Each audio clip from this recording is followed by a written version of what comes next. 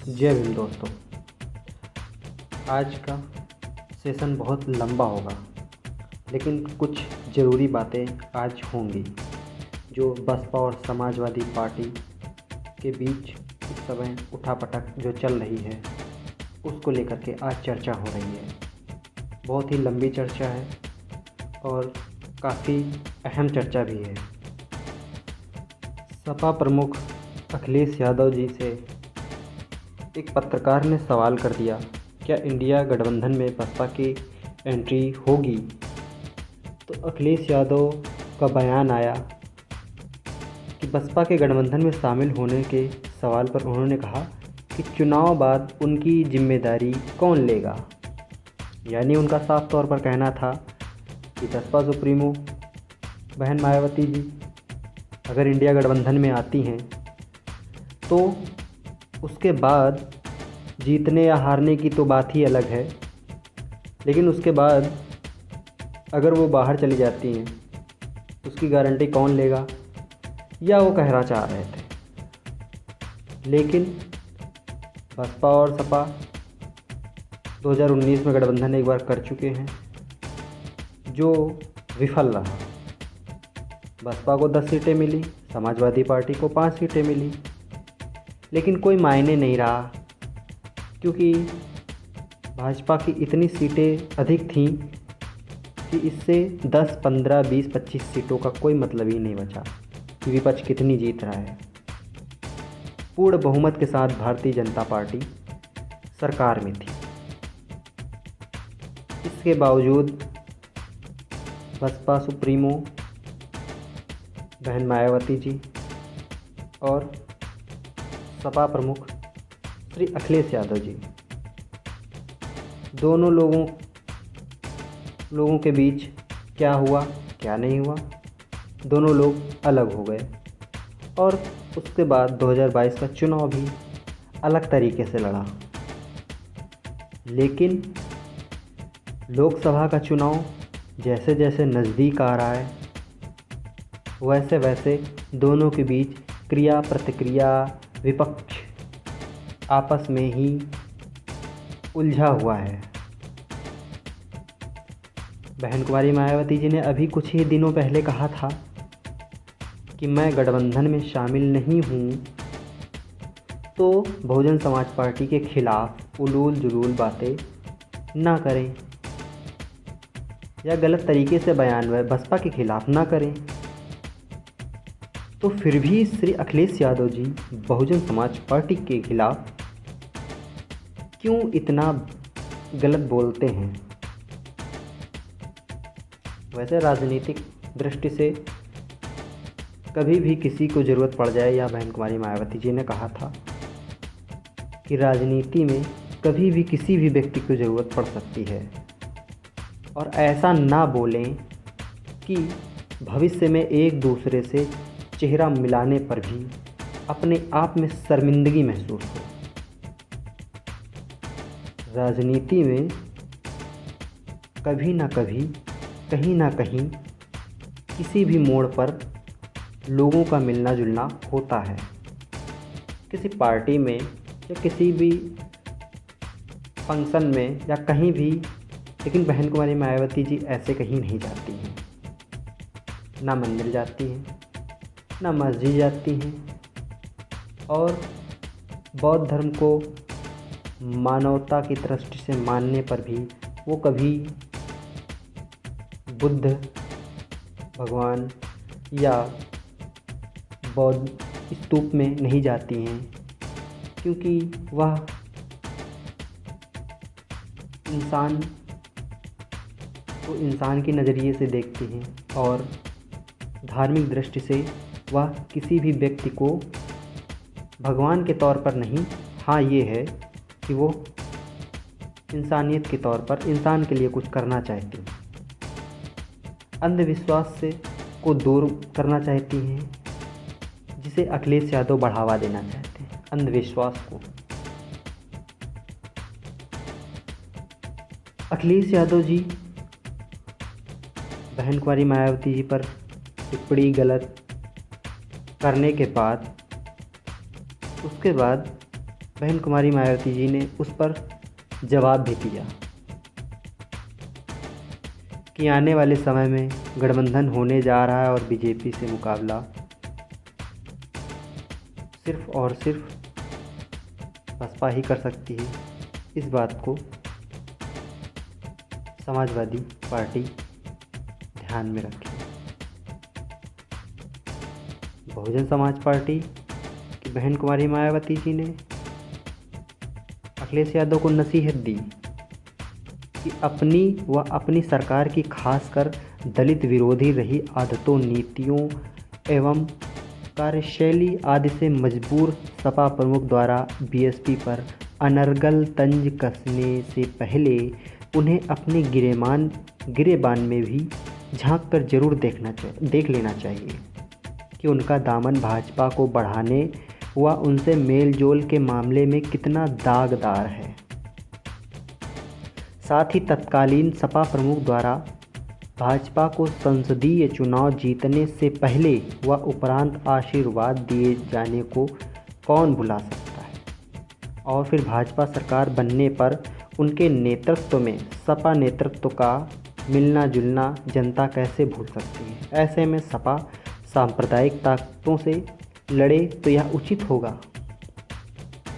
बहन कुमारी मायावती जी का कहना था कि जब तक सपा की सरकार थी तो दलित समाज, ओबीसी समाज के खिलाफ ही काम किए हैं और उनके हित में कोई ऐसा काम नहीं किया जिससे समाज को आगे बढ़ावा मिले।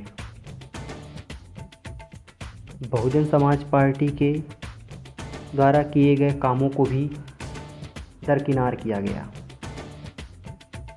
और 2019 में गठबंधन होने के बावजूद भी स्वर्गीय मुलायम सिंह यादव जी ने भाजपा को भरे संसद में कहा था, प्रधानमंत्री श्री नरेंद्र मोदी जी आप दूसरी बार प्रधानमंत्री बने। यह कहाँ तक की उचित था? जो समाजवादी पार्टी के प्रमुख और मुखिया रहे, फिर उसके बाद में संरक्षक रहे, ऐसे बयानबाजी करने चाहिए उन्हें। तो उसका सीधा सा फंडा था कि बहुजन समाज पार्टी को रोकना। अब बात करते हैं, राजनीति में वार तो होते रहते हैं, लेकिन श्री अखिलेश यादव की भाषा उनके अहंकार को बता रही है, क्योंकि उन्हें पता है कि भाजपा इस बार 80 में से 78 जीतने की स्थिति में है। 80 में से 78 सीटें जीतेगी। अगर जीत गई तो मथुरा का श्री कृष्ण मंदिर जरूर बनवा देगी। यह उनके अंदर से गौरव प्रदान कर रहा है, क्योंकि यशोदा मैया उसी ग्वाल गोप व वर्तमान की अहेर जाति से भी थीं, जिन्होंने यदुवंश के वंशज श्री कृष्ण को केयर टेकर के तौर पर पाला था। अगर गलती से 78 नहीं जीती तो 5 से 7 सपा जीत जाएगी, काफ़ी है। इसके अलावा एक डर है कि अगर बसपा इंडिया गठबंधन में शामिल हो गई तो SC ST मुस्लिम कांग्रेस का जो वोट है वो भाजपा को 40 से नीचे ले आएगा। अब चाहे पहले की तरह अर्थात 2019 की तरह यादव समाज भाजपा को ही क्यों ना वोट करे।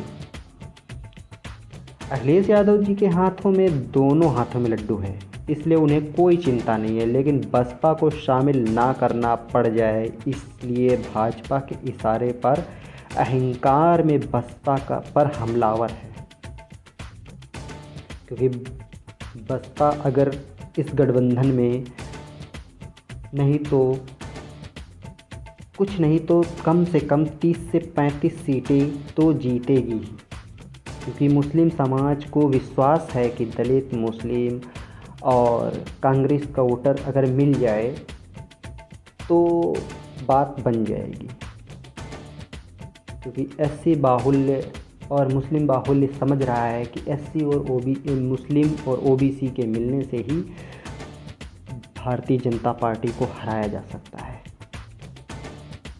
क्योंकि राजनीति में भारतीय जनता पार्टी धर्म की राजनीति कर रही है और धर्म की राजनीति में भाजपा से अच्छा कोई नहीं खेल सकता। बहन कुमारी मायावती जी धर्म की राजनीति नहीं करती, ना ही वह जातिगत की राजनीति करती हैं। वह दबे कुचले समाज, शोषित समाज, उसे कैसे उभारा जाए, उसके ऊपर हो रहे अत्याचारों से कैसे निवारण पाया जाए, कैसे कानून व्यवस्था संभले जो उनके खिलाफ या उनके प्रति कोई गलत काम ना कर सके, बहन बेटियों की सुरक्षा हो सके, बच्चों को शिक्षा बड़ी से बड़ी, अच्छी से अच्छी शिक्षा मुफ्त मिल सके। इसलिए बहन कुमारी मायावती जी इन सब के पक्षधर रहती हैं। कभी उलूल जुलूल बातें, बयानबाजी कभी नहीं करती हैं। वो समाज के हित में ही बात रखती हैं, चाहे फिर उन्हें भारतीय जनता पार्टी के द्वारा अच्छी देश हित में लिया गया फैसला ही क्यों ना हो, चाहे कांग्रेस के हित में समर्थन करना ही क्यों ना हो। कभी भी भारतीय जनता पार्टी को राजनीतिक सत्ता स्थापित करने में साथ नहीं दिया, लेकिन कांग्रेस को विपक्ष में रहते हुए बिना कोई अपने सांसद विधायकों को कुछ लाभ दिए बिना उन्हें बिना शर्त के समर्थन दिया और कांग्रेस को केंद्र की सत्ता में हमेशा बिठाया। राजस्थान की सरकार में उनका बहुत बड़ा रोल था। राजस्थान की सरकार भी बनवाई और मध्य प्रदेश में भी सरकार बनवाई। कई राज्यों में, छत्तीसगढ़ में और पंजाब में भी और कई राज्यों में उनकी सरकार बनवाई कांग्रेस की। लेकिन कांग्रेस ने भी बहुत गलत किया बहुजन समाज पार्टी के साथ, क्योंकि बहुजन समाज पार्टी के जो विधायक हुआ करते थे वह बिना शर्त के समर्थन देते थे, इसलिए उन्हें वह खरीद लेते थे और ख़रीद कर वह अपनी पार्टी में शामिल कर लेते थे। लेकिन उसके बाद बहन कुमारी मायावती जी का इन सब की कृत्यों के बाद भी चर्चा में विषय में आया कि बाद में जो उन्होंने कहा कि हम जो है अब सरकार में शामिल होकर समर्थन देंगे। उनकी भी बात बिल्कुल जायज़ है कि हमारे पार्टी के विधायक और एमपी कुछ समाज के लिए काम कर सकते हैं, चाहे कैसे भी करें, लेकिन समाज के लिए अगर उन्हें कुछ पद मिल जाता है तो समाज के लिए ही काम करेंगे। बहुजन समाज पार्टी में रहते हुए और विधायक भी नहीं टूटेंगे। ये बहुत अच्छी बात है कि उन्होंने समाज के हित में ये भी फैसला एक लिया। अब बात करते हैं समाजवादी पार्टी की। जब सरकार थी 2012 में, उसके बाद उन्होंने बहन कुमारी मायावती जी के जो नाम थे बदले थे सरकार में। वह कौन से ज़िले थे, कौन से उन्होंने नाम बदले। अमेठी का नाम जो गौरीगंज होगा उसका नाम मायावती जी ने ज़िले का नाम रखा था छत्रपति साहू जी महाराज नगर। ज़्यादातर ज़िलों के नाम पुराने ही रहेंगे, मायावती ने इन ज़िलों के नाम बदले थे। 8 ज़िलों के नाम बदल दिए। ये ज़िले उनमें से मायावती जी सरकार में बदले गए थे। छत्रपति साहू जी महाराज नगर का नाम बदलकर गौरीगंज कर दिया गया। इसको बहन कुमारी मायावती जी ने छत्रपति साहू जी महाराज नगर रखा था। कांग्रेस नेताओं ने अखिलेश यादव के इस ज़िले के नाम फिर से अमेठी करने की मांग की थी, लेकिन सरकार ने ऐसा नहीं किया था। अखिलेश सरकार ने ना तो कांग्रेसी नेताओं की बात मानी और ना ही बसपा सरकार का नाम बरकरार रखा। इसका नाम गौरीगंज कर दिया। अन्य ज़िलों में पंचशील नगर का नाम बदलकर हापुड़, ज्योतिबा फूले नगर का नाम अमरोहा, महामाया नगर का नाम हाथरस, कांशीराम नगर का नाम कासगंज, रामाबाई नगर का नाम कानपुर देहात, प्रबुद्ध नगर का नाम शामली और भीम नगर का नाम बदलकर बहजोई कर दिया गया था। इन ज़िलों में ज़्यादातर के नाम वही रखे गए जिन नामों से इन ज़िलों को पहले जाना जाता था। मायावती जी ने पलटवार करते हुए कहा था कि अखिलेश यादव दलित विरोधी हैं, इतिहास उन्हें कभी माफ़ नहीं करेगा और बीएसपी दलितों पर हो रहे जुल्म पर हिसाब वक्त पर लेगी। जिसका खामियाजा 2022 में इन्हें मिला। और सरकार इतना मजबूत संगठन और था कि इस बार सोच रहे थे कि 2022 में सरकार समाजवादी पार्टी की बन ही जाएगी, लेकिन लोगों की नाराज़गी जो कभी नहीं भूलता, समाज ने उन्हें आईना दिखाया इन सब नामों के बदलने के बाद, जिसे आज बहन कुमारी मायावती जी ने अपने लफ्ज़ों में बयां कर दिया। उन्होंने आज ट्वीट करके कह भी डाला। बहुजन समाज पार्टी की मुखिया श्री बहन कुमारी मायावती जी ने आज कई ट्वीट किए। उन्होंने कहा, सपा अति पिछड़ों के साथ साथ जबरदस्त दलित विरोधी पार्टी भी है। हालांकि बीएसपी ने पिछले लोकसभा चुनाव में आम चुनाव में सपा से गठबंधन करके इनके दलित विरोधी चाल चरित्र व चेहरे को थोड़ा बदलने का प्रयास किया, लेकिन आम चुनाव खत्म होने के बाद ही सपा पुनः अपने दलित विरोधी जातिवादी एजेंडे पर आ गई। और अब सपा मुखिया जिससे भी गठबंधन की बात करते हैं, उनकी पहली शर्त बसपा से दूरी बनाए रखने की होती है, जिसे मीडिया भी खूब प्रचारित करता है। वैसे भी सपा के 2 जून 1995 सहित घिनौने कृत्यों को देखते हुए व इनकी सरकार के दौरान जिस प्रकार से अनेकों दलित विरोधी फैसले लिए गए हैं, जिनमें बीएसपी यूपी स्टेट ऑफिस के पास ऊंचा पुल बनवाने का कृत्य भी है, जहां से षड्यंत्रकारी अराजक तत्व पार्टी दफ्तर, कर्मचारियों व राष्ट्रीय प्रमुख को भी हानि पहुंचा सकते हैं, जिसकी वजह से पार्टी को महापुरुषों की प्रतिमाओं को वहां से हटाकर पार्टी प्रमुख के निवास पर शिफ्ट करना पड़ा। साथ ही इस असुरक्षा को देखते हुए सुरक्षा सुझाव पर पार्टी प्रमुख को अब पार्टी की अधिकतर बैठकें अपने निवास पर करने को मजबूर होना पड़ रहा है, जबकि पार्टी दफ्तर में होने वाली बड़ी बैठकों में पार्टी प्रमुख के पहुंचने पर वहां पुल पर सुरक्षा कर्मियों की अतिरिक्त तैनाती करनी पड़ती है। ऐसे हालात में बीएसपी यूपी सरकार से वर्तमान पार्टी प्रदेश कार्यालय के स्थान पर अन्यत्र सुरक्षित स्थान पर व्यवस्था करने का भी विशेष अनुरोध करती है, वरना फिर यहाँ कभी भी कोई अनहोनी हो सकती है। साथ ही दलित विरोधी तत्वों से भी सरकार सख्ती से निपटे, पार्टी की यह भी मांग है। बहुजन समाज पार्टी ने कई आज ट्वीट किए, जिसमें अपनी पार्टी के सुरक्षा के लिए और अपने कार्यकर्ताओं की सुरक्षा और मीटिंग की बड़ी मीटिंग की सुरक्षा के लिए मांग की है सरकार से कि हमें जो है दूसरी जगह अपना पार्टी कार्यालय शिफ्ट करने की जगह मुहैया कराई जाए, ताकि हम अपनी जो मीटिंग है बड़ी वह मीटिंग सही जगह पे कर सकें, ताकि कोई अराजक तत्व हमला ना कर सके हमारी पार्टी और पार्टी प्रमुख मुखिया का। अब जग जाहिर है कि समाजवादी पार्टी पूर्व के अपने कृत्यों से कैसे बचे जा सकते हैं। बहन कुमारी मायावती जी ने जो हाल ही में कहा कि उनके पार्टी कार्यालय पे जो हमला हो सकता है, उनमें ज़रा सा भी कहीं ना कहीं तो सच्चाई होगी ही, तभी तो उन्हें ऐसा बयान देना पड़ा। अपनी सरकार रहते हुए किसी राष्ट्रीय लेवल पार्टी के कार्यालय के पास पुल ऊंचा नहीं बनवाना चाहिए, ताकि ऊपर से लोग पार्टी के अंदर कुछ भी फेंक सके, और इसकी जिम्मेदारी कौन सी सरकार लेगी? कोई नहीं लेना चाहेगा। घटना होने के बाद सिर्फ इतिहास बनता है, और इस इतिहास को लोग सिर्फ दिलों और दिमाग में रखते हैं।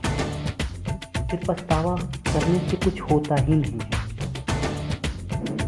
शायद बहन जी के जुबान पर आज घटना को लेकर के दर्द छलक ही आया कि भविष्य में हमारे ऊपर या हमारे कार्यकर्ताओं के ऊपर ऐसी घटना या हमला हो सकते हैं जो कभी भी भुलाए नहीं जा सकते। इसलिए समाज को पहले ही चेताकर उन्होंने उस पार्टी कार्यालय से अपने निज निवास पर मीटिंग लेना शुरू कर दिया। ताकि समाज को सुरक्षित कर सकें और पार्टी के कार्यकर्ताओं को सुरक्षित कर सकें। ऐसा घिनौना काम समाजवादी पार्टी ने बसपा के कार्यालय पर हमला करने के उद्देश्य से उनके पार्टी कार्यालय के पास पुल का निर्माण किया। अब अखिलेश यादव जी की और भी कई चीज़ें हैं जिन्होंने अपने सरकार रहते हुए बहुत घिनौने काम किए, जैसे कि पिछड़े समाज के महापुरुषों के नाम से जो योजनाएं थी वो बदल डाली, गुरु रविदास जी के नाम से जिला बना था वो बदल डाला, माननीय कांशीराम साहब के नाम से जो योजनाएं बनी थी वो बदल डाली, उनके मरणोपरांत जो छुट्टी घोषित की गई थी उस छुट्टी को भी कैंसिल कर दी। SC/ST प्रमोशन में आरक्षण और OBC प्रमोशन में आरक्षण लेकर के जो बसपा आई थी उसको भी इन्होंने भरी संसद में फाड़ दिया, जिससे SC/ST OBC समाज 100-200 वर्ष पीछे चला गया। अब बसपा की सरकार आएगी तब हो सकता है ये बिल फिर से लाया जाए, लेकिन समाजवादी पार्टी ने इन बिलों को फाड़ दिया जो कि आज लाभप्रद साबित होता। जो भाजपा की सरकार आज कर रही है SC/ST समाज और OBC समाज के बच्चों को स्कॉलरशिप ना देकर सरकारी योजनाओं की ठेकेदारी में SC/ST OBC समाज को आरक्षण देना चाहिए, वो बसपा की सरकार में दिया जाता था। लेकिन उसके बाद समाजवादी पार्टी ने इस योजना को भी बंद कर दिया और SC/ST OBC समाज के लोगों को ठेकेदारी में भी हिस्सा नहीं मिलता है, जिसे समाजवादी पार्टी ने बदलकर बहुत ही घिनौना कृत्य किया, जिसे समाज नहीं भूल सकता।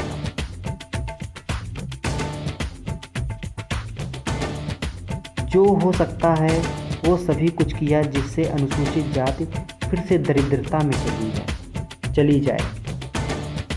मतलब इतना घिनौना काम करने के बाद उनके अंदर ये सोच थी कि दलित समाज जो काम करती थी पहले और वही काम फिर से करने लगे, इसे आगे बढ़ने से रोकना था और SC/ST जमीनों पर कब्जा करने लगे। बहुजन समाज पार्टी ने जो मुस्लिम समाज के लिए विश्वविद्यालय और विद्यालय खोले थे ताकि उनके बच्चे भी आगे आकर के पढ़ाई करें और आगे बढ़ें, उसको भी इन्होंने बदल डाला ताकि मुस्लिम बच्चे सिर्फ और सिर्फ वोटर बने रहें हमारे और एजुकेशन लेवल में 0 बन जाए। इतने घिनौने काम करने के बाद समाजवादी पार्टी के मुखिया अखिलेश यादव मांग करते हैं बसपा से कि बसपा गारंटी दे। भाई वो गारंटी क्यों दे? गारंटी तुम दो कि तुमने इतने घिनौने काम किए समाज में, क्या कभी दोबारा इन सब चीज़ों को लेकर के आप सत्ता में आ पाएंगे? बसपा की गारंटी में हम आपको बताते हैं, उनके राज्य में कोई हिंदू मुस्लिम दंगे नहीं हुए जो कि सपा सरकार में हुआ करते थे। मुजफ्फरनगर का दंगा ही याद कर लीजिए। देश में 40,000 मुस्लिम पुरुष और महिला बच्चों गांव को छोड़ना पड़ा था। ठंड में कीचड़ में बने टेंट में सर्दी में रहना पड़ा था। उस समय उनके पिताजी और बाप बेटे दोनों सैफई महोत्सव में बॉलीवुड एक्टर्स के डांस देख रहे थे। ये किससे छुपेगा? मुस्लिमों को सुरक्षा नहीं दे सकते, मुस्लिम समाज के खिलाफ जो है, और SC/ST OBC समाज को आपस में लड़ाने का काम समाजवादी पार्टी ने किया। लेकिन बहन जी की सरकार में कोई हिंदू मुस्लिम फसाद नहीं हुआ। गरीब शोषित और पिछड़े वर्गों की योजनाओं को लाभ मिला। मुस्लिम समाज के लिए अरबी फारसी जैसे विश्वविद्यालय दिए, जिसे भी अखिलेश यादव ने नाम बदल दिया बाद में। फिर उसके बाद बहन कुमारी मायावती जी का शासन प्रशासन जितना शानदार, कहीं घूस कोई ले लेकर दिखा दे घूस, उसकी तो बगियाँ उधेड़ देती थी बहन कुमारी मायावती जी। क्या होता है नौकरी में नौकरी करने का, सरकार की नौकरी करना। सरकार की नौकरी यूं ही इतनी आसान नहीं थी। अगर 80-90 हज़ार आदमी लेता है तो ईमानदारी से काम करता था और उसकी ईमानदारी से आगे भी बढ़ता था उसके बच्चे।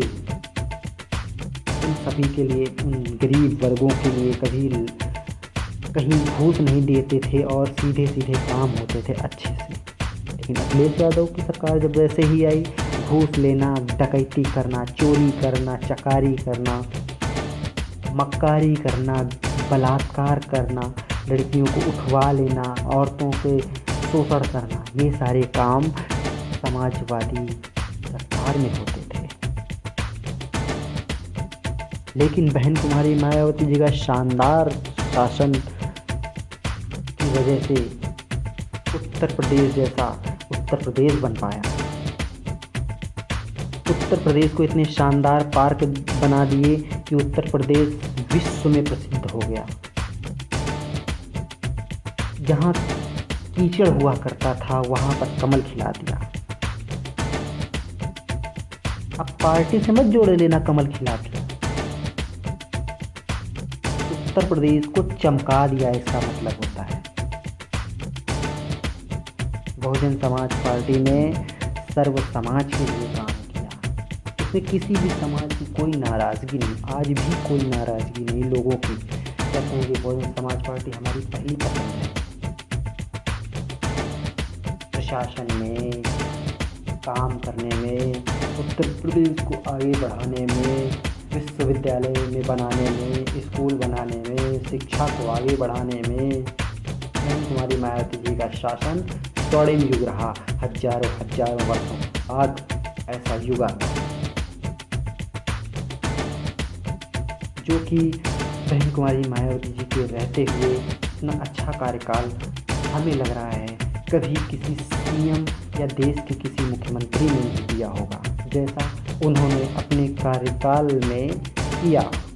अपने कार्यकाल को इतना स्वर्णिम बनाया कि देश ही नहीं विदेशों में भी चर्चा होने लगी कि आखिर उत्तर प्रदेश का विकास किस व्यक्ति और किस महिला ने किया, जिसे विश्व स्तर में बहन कुमारी मायावती जी का मैगजीन में नाम नहीं छपा था। उसका उन्हें इसका इनाम भी मिला कि एक महिला शासक भी इतना अच्छा काम कर सकती है, जिसकी वजह से फिर देश में बहुत बदलाव हुए। राष्ट्रपति के तौर पर बहन कुमारी मायावती जी की इतने अच्छे कार्यकाल के बाद फिर कई पार्टियों ने राष्ट्रपति के तौर पर महिला को एक उम्मीदवार बनाया, महिला को लोकसभा अध्यक्ष बनाया। फिर महिलाओं के प्रति दूसरी लोगों की पार्टियों का रुझान जागृत हुआ और महिलाओं के लिए आरक्षण भी दूसरी सरकार बाद में लेके आई, जब बहन कुमारी मायावती जी का कार्यकाल स्वर्णिम रहा। लोगों को डर था कि अगर बहन कुमारी मायावती जी की सरकार अगर दोबारा आ जाती है तो कहीं वो ऐसे काम ना कर दें कि काम ही करने को ना रहे हमारे पास और बहन कुमारी मायावती जी या बसपा की सरकार हमेशा हमेशा के लिए स्थापित हो जाए। बातें तो बहुत हैं, इसी के साथ मैं अपनी बातों को थोड़ा सा विराम दूंगा, क्योंकि 2024 का चुनाव है और अभी इन दोनों के बीच क्या होता है। क्या इंडिया अलायंस में बसपा और सपा रहेंगी, या बसपा रहेगी तो सपा रहेगी, या सपा रहेगी तो बसपा रहेगी, क्या है क्या नहीं, ये तो आगे आने वाला भविष्य ही तय करेगा। लेकिन अगर बहन कुमारी मायावती जी का इंडिया अलायंस में अगर होता है तो हो सकता है कि भाजपा को खदेड़ा जा सकता है, लेकिन भारतीय जनता पार्टी को हराना इतना आसान नहीं है। उसे हराने के लिए बहुत ही सूझबूझ तरीके से अपने कार्यकर्ता और अपने वोटरों पर ध्यान देना पड़ेगा। नेताओं को अपने ध्यान देना पड़ेगा, नेताओं को मिलना पड़ेगा, जो कि पुराने जो चीज़ें हैं, हालात और नए हालात ऐसे बनाए जाएं कि ज़मीन पर काम हो सके और ऊपर भी काम हो सके। लेकिन समाजवादी पार्टी के इन कृत्यों से उनका वोटर भी उनसे दूर होगा और हो सकता है वो इंडिया अलायंस से भी दूर हो जाएं। हो सकता है भविष्य में उनकी राजनीति भी ख़त्म हो जाए और समाजवादी पार्टी भी ख़त्म हो जाए। यह तो तय है। कि वो अपने पार्टी के लोगों को भारतीय जनता पार्टी में भेजते हैं और उनमें शामिल भी होते हैं, अपने घर की बहन बेटियों को भी शामिल कराते हैं और अपने चाचा को भी शामिल कराते हैं। लेकिन इन सब के बीच अगर वह बसपा को बी टीम, सी टीम, डी टीम, फी टीम, फलाने टीम, धमाके टीम बताते हैं तो ये गलत है, क्योंकि उनका दामन साफ नहीं है। जिसका दामन न साफ हो वह दूसरों के खिलाफ कैसे बोल सकता है। कहते हैं कि जिसका दामन नहीं साफ होता वही जो है दूसरों के खिलाफ उलूल जुलूल बातें करता है, ताकि उसके ऊपर इल्ज़ाम लगाकर अपनी बेगुनाही साबित करें। लेकिन समाज को तो दिखता है आपके परिवार के लोग भारतीय जनता पार्टी में हैं और वह बहुत अच्छे ढंग से अपने आप को वहाँ पर स्थापित कर चुके हैं। जो समाजवादी पार्टी को राजनीतिक लाभ भी पहुँचा रहे हैं अंदर खाने से रहकर। इसलिए मैं ज़्यादा कुछ बातें नहीं करना चाहता हूँ। आज इन्हीं सब बातों को रखते हुए अपनी बातों का मैं विराम देता हूँ। जय भीम, जय भारत और राजनीतिक सुखद हो और लोकतंत्र बना रहे। जय मान्यवर कांशीराम, जय बाबा साहब, नमो बुद्धाय।